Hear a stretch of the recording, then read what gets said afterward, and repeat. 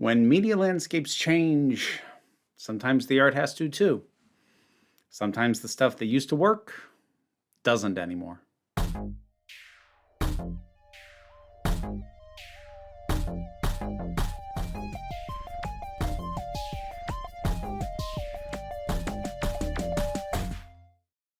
Hey there, folks.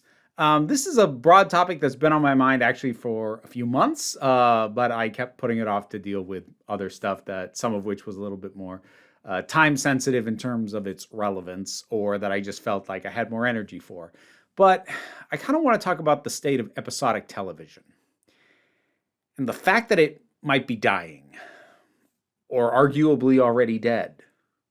So to be clear of what I mean by episodic television, because obviously any television series has episodes.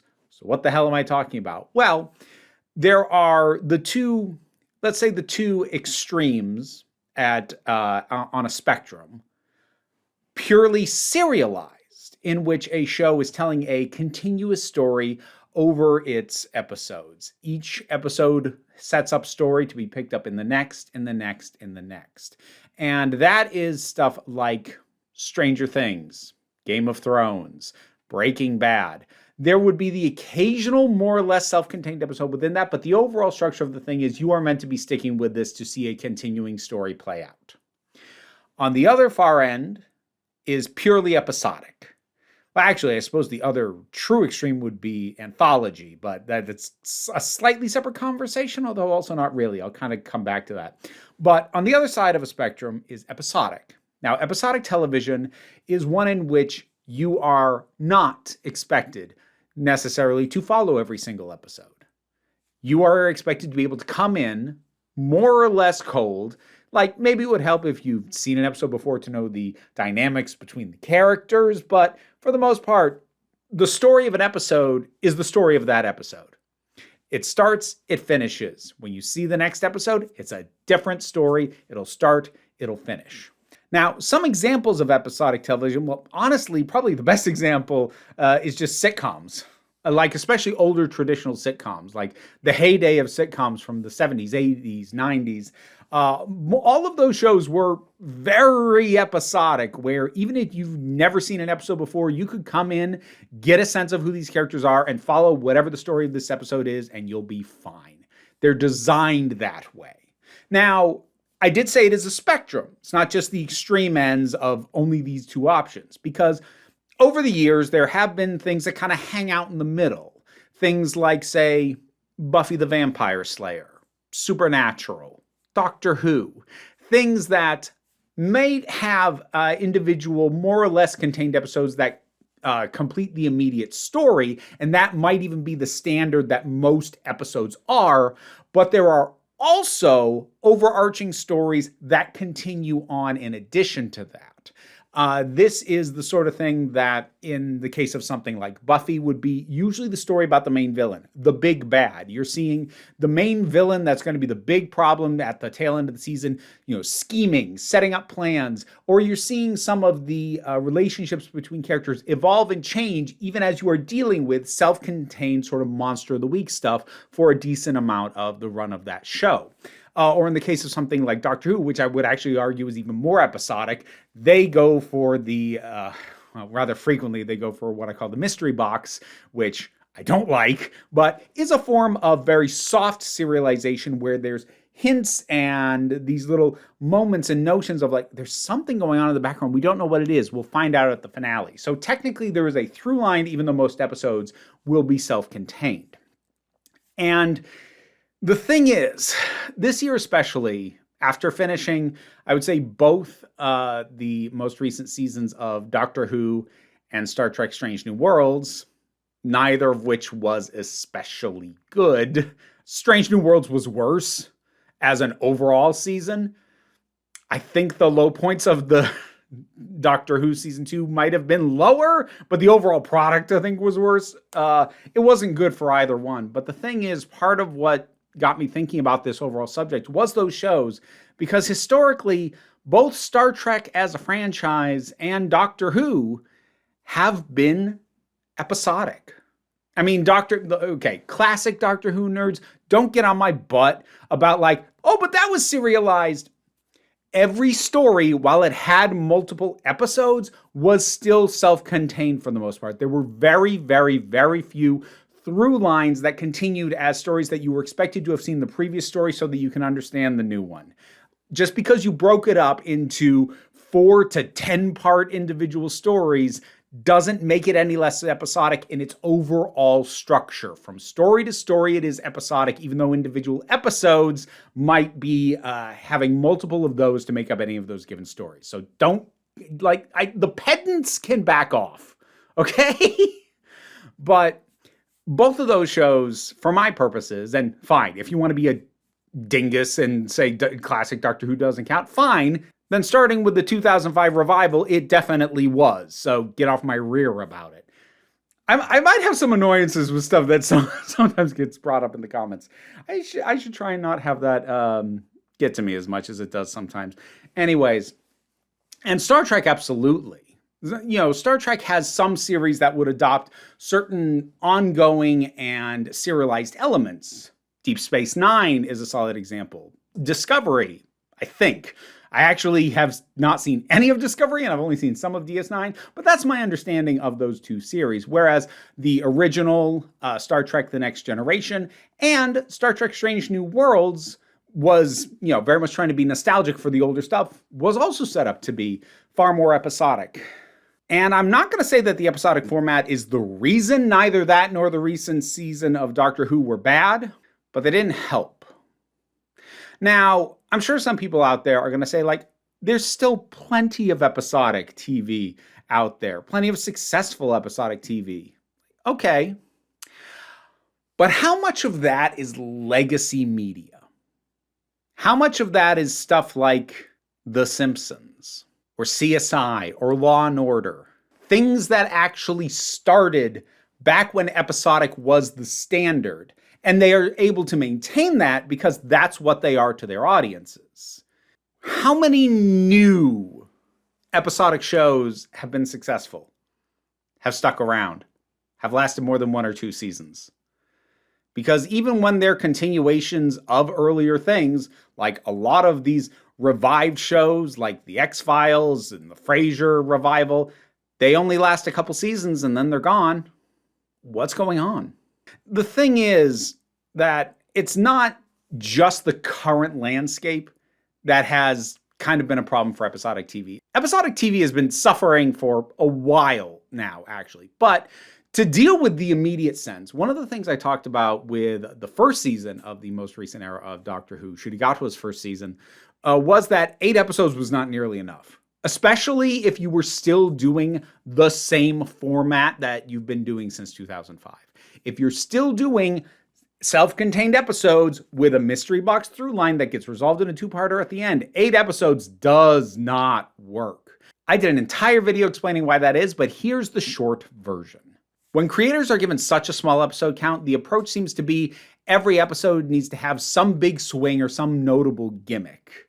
Because when you've only got 8 or 10 episodes, you don't want to quote-unquote waste any of them on filler.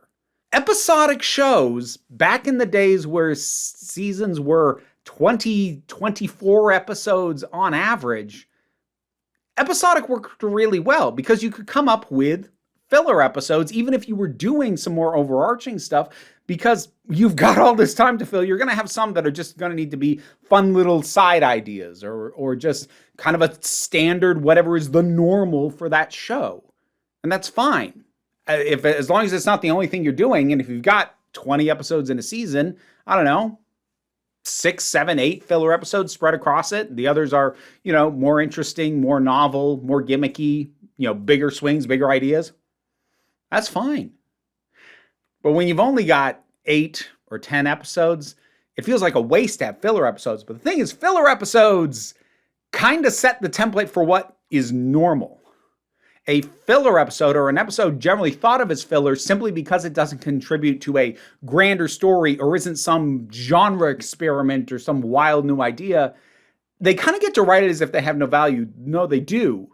They establish what is the norm that the other stuff is deviations from.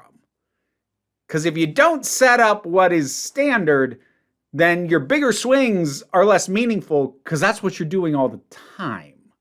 Again, this is kind of what I talked about in that video that I did on Doctor Who's first season, only having 8 episodes, and that being a big problem when they're sticking with an episodic format.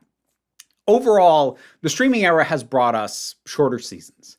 And shorter seasons are really bad for episodic. I think the only thing that is doing even semi-decently in short seasons that is adjacent to episodic is what I mentioned before, and that is anthology.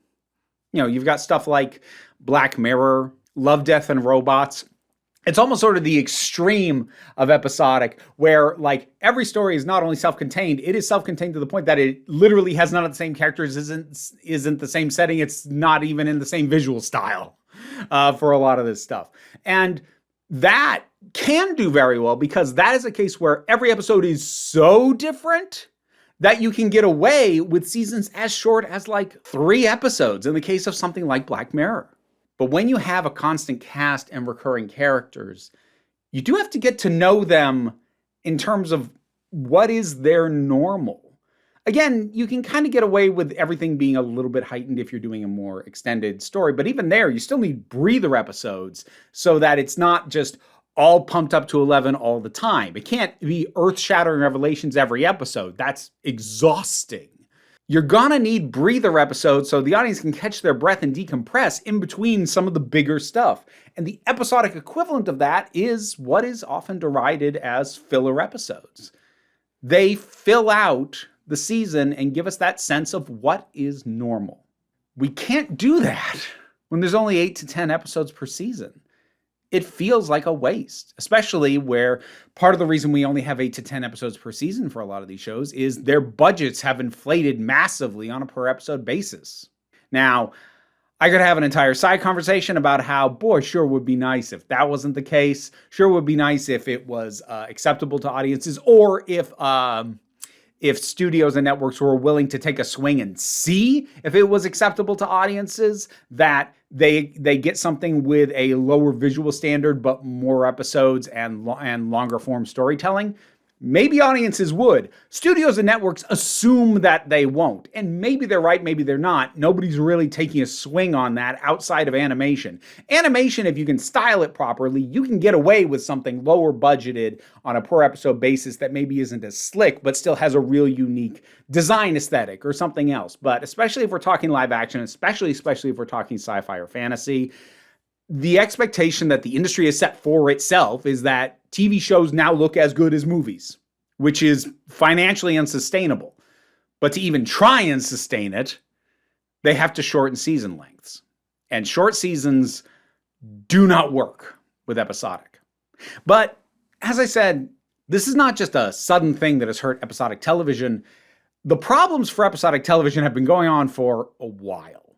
Really, the start of episodic TV's problems was reality TV. The reality TV boom that began in the 2000s and has persisted to varying degrees ever since was a major hit against episodic TV. Now, it should be understood, this isn't a case of just audience deciding on their own, oh, we don't want to watch episodic scripted television anymore, we want reality TV. Now, reality TV, especially when it was relatively new, was a novelty and attracted a lot of people, but that doesn't mean they abandoned episodic TV. But it doesn't matter, because it wasn't about what the audience wanted, it's about what was good for the networks and the studios.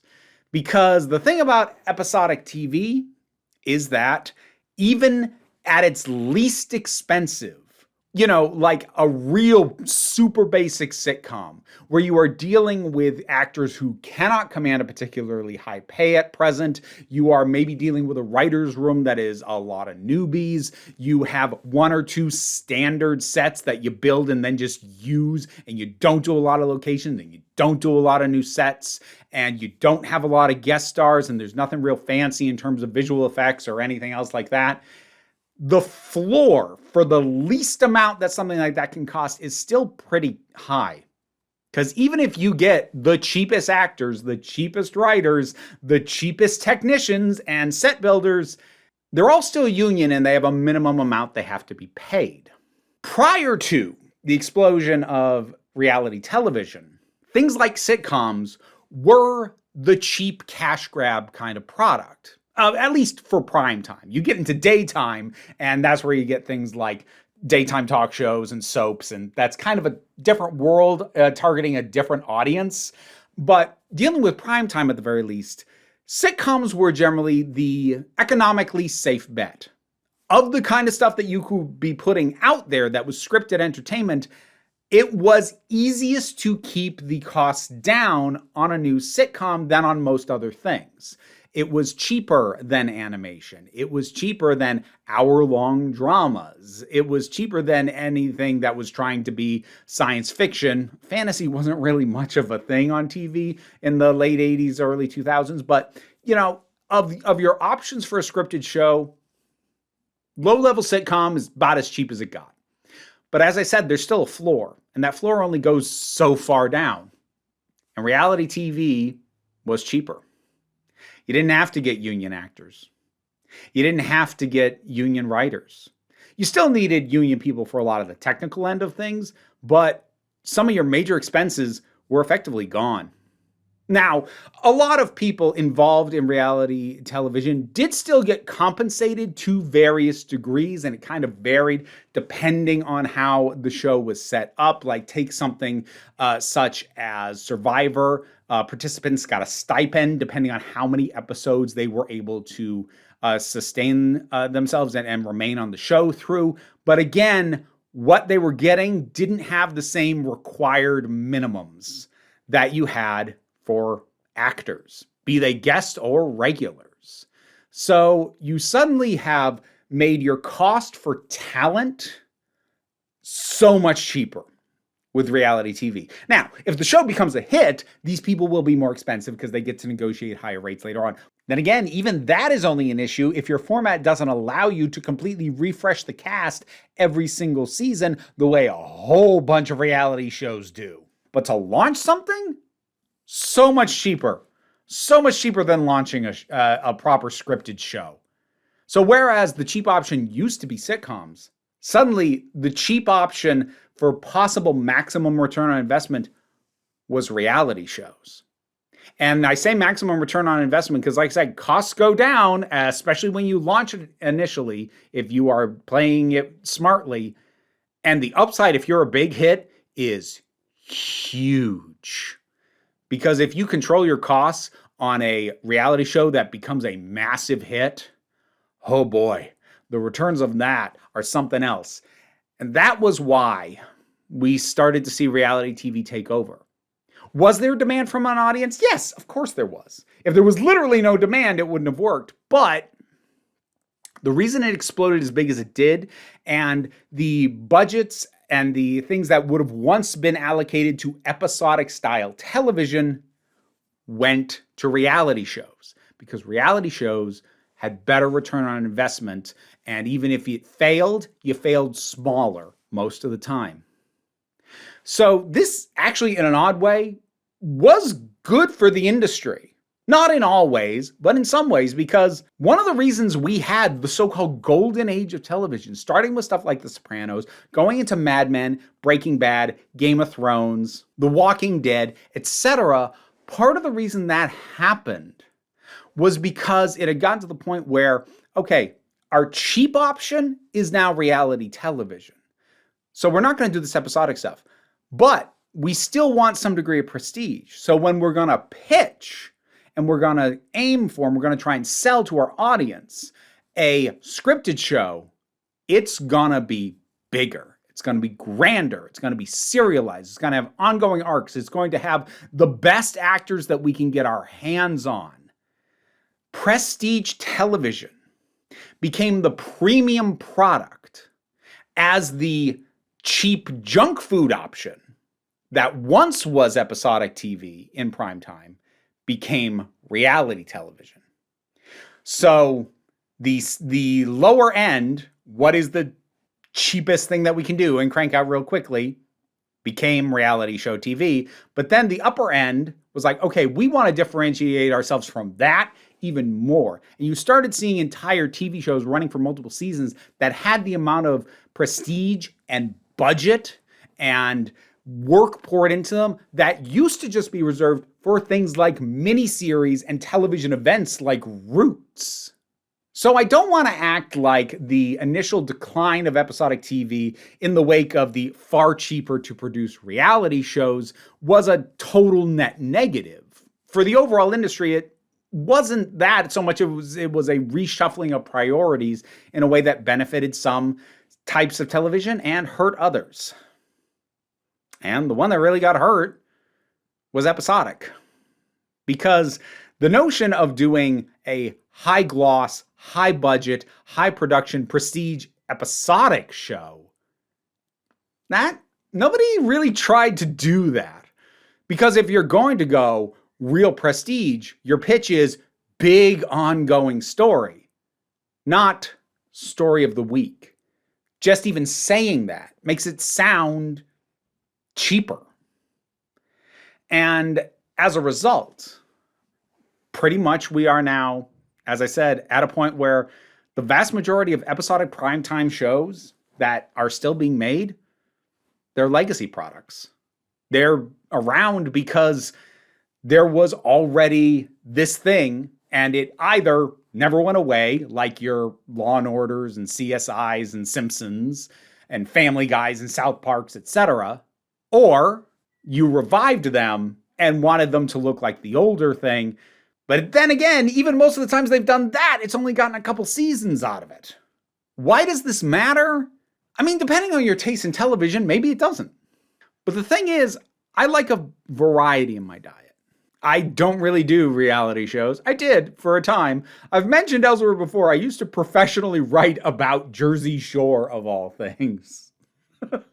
It's weird. I never really considered that like the start of my professional entertainment commentary career, but I suppose technically it was.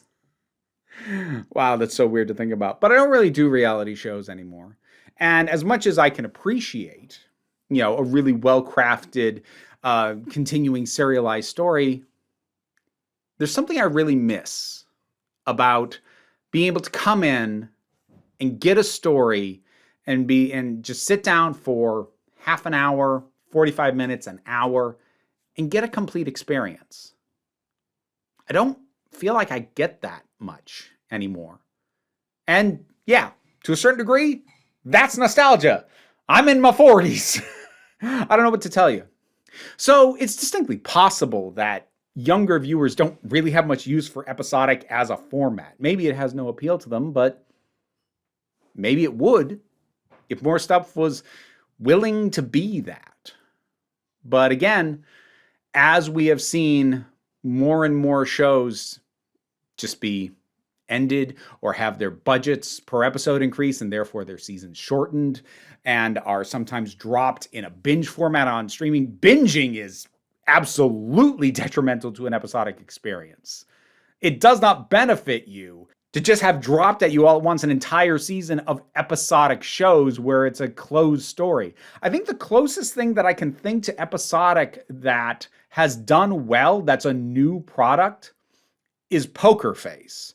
There might be some others out there. Like, I don't pretend to know absolutely everything that's on every streaming service or TV show, but that's the main one that I can think of. And let's not kid ourselves. That is getting by largely on the prestige of Natasha Lyonne, who I don't want to get into some of the issues with her lately. She's pushing an AI company, which don't want to deal with it, but I'm aware, so you don't have to tell me. And Ryan Johnson as sort of the initial creator of that show, after he had already gotten a really solid reputation for working mystery stories with the Benoit Blanc movies. So you had that prestige, and there is an overarching story going on. I'm partway through the first season. But there is an overarching story going on, but most episodes are fully self-contained.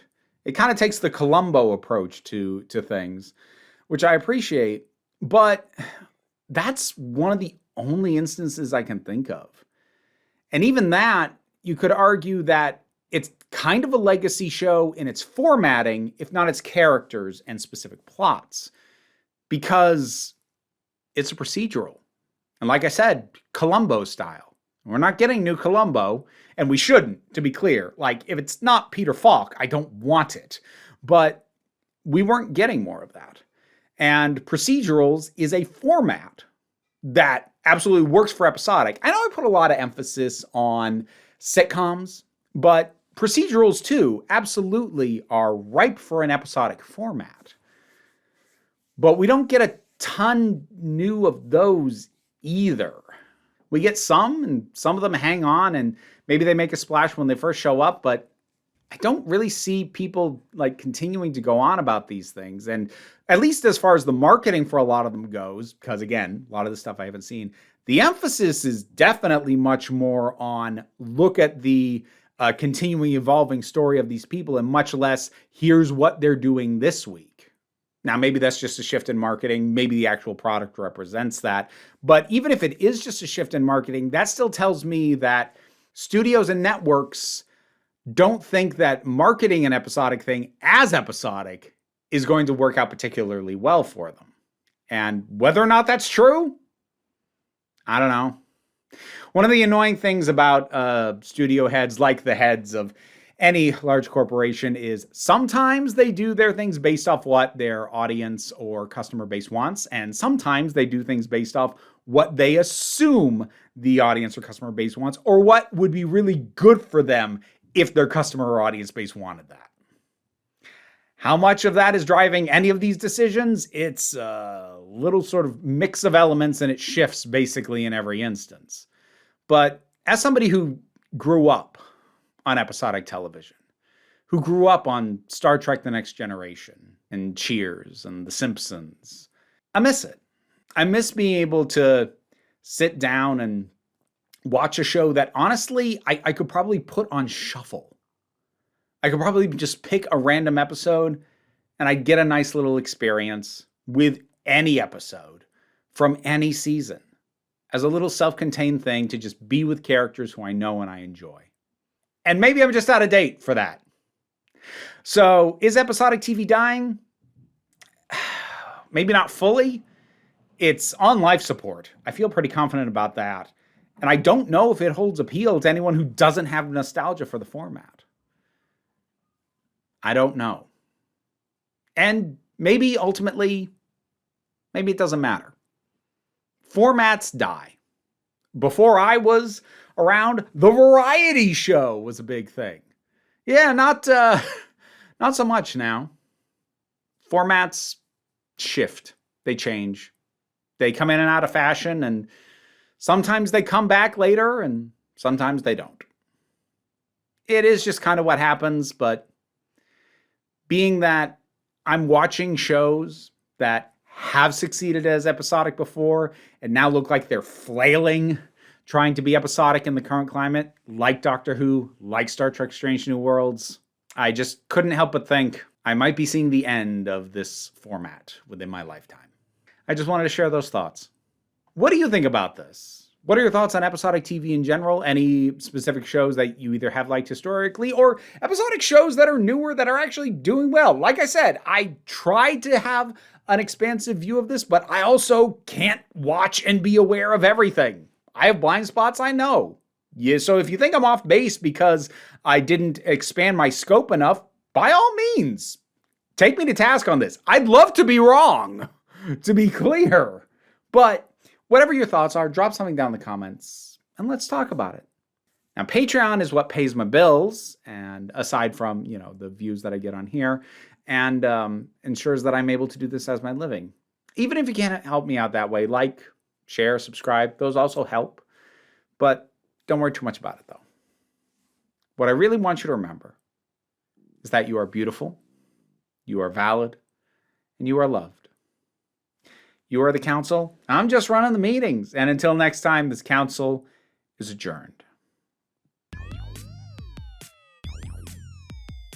Now to thank my highest supporting patrons: Robin Moore, Jared Boyce, Subin Lutfulla, Andikate 808, Mara G, Angry Casperl, Dave Hall, Movie Turtle, Oliver B, The Baba Duchess, Sean Miller, Welsh Wrestling Geeks, Melissa Pedersen, Mary Mello, Becky Sparks, Loki Eris, Tracy Scrabbit, Pau Baraba Joggle, and Sir Didymus is my favorite. I also want to give my thanks to all the supporters who didn't get named because you are all indeed very nifty people. You could be a nifty person too if you go support me on Patreon, and there's the clause. Ugh.